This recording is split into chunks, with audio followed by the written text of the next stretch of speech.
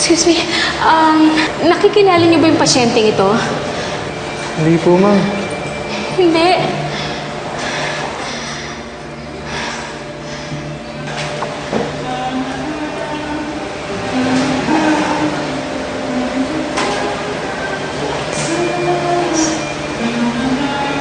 Sally?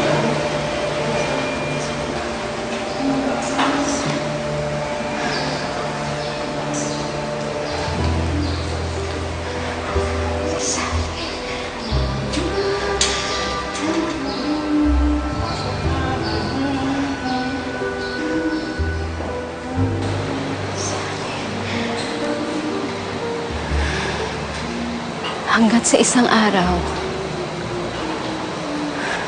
nakita kong babae niya sa ospital. Sunog ang mukha.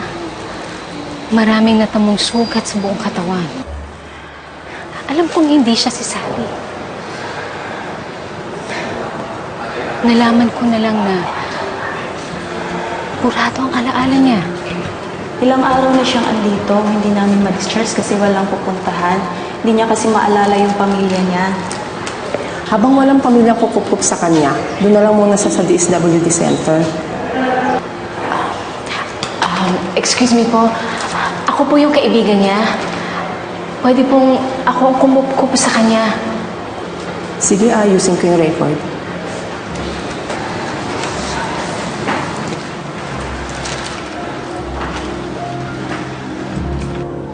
Kaya nung nalaman kong walang mag-aalaga sa kanya, ako na ang kumupkup. Akong mag-aalaga para sa kanya. Handahan, ha?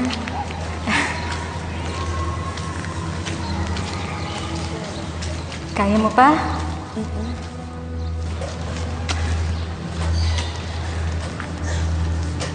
Asan tayo? Nandito tayo sa bahay. Ako ang mag-aalaga sa'yo.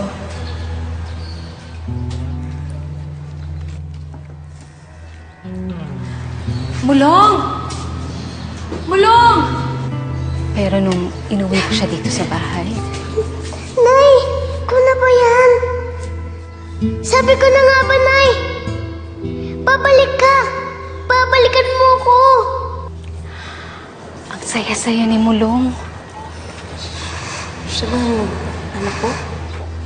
Naisip ko na ito na yung solusyon sa problema namin. Oo. Siya si Mulong. Anak mo. Ako naman ang ate mo. Sally. Sally ang pangalan mo.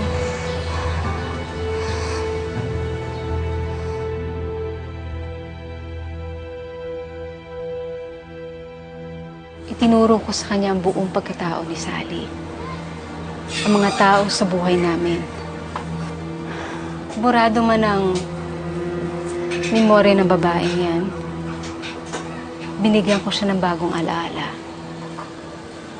Nakalimutan man niya kung sino siya, pero binigyan ko siya ng bagong pagkatao. Nagbalik na sa dating buhay namin. Sumigla ulit ang buhay ni Mulong dahil nakakasama niya na ang nanay niya. Kami na ang bago niyang pamilya.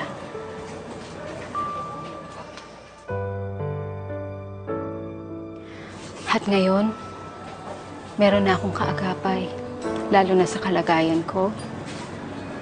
Simula nung bumalik si Vanessa, yung apo ni Kasing, galing siya sa Maynila, nagpapahanap ng kasambahay.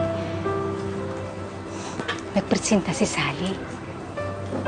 Nagpresenta siya para maghanap buhay para sa amin. At buo niyang binigay ang kanyang pagmamahal at pag-aalaga sa pamangkin ko na inaakala niyang anak niya.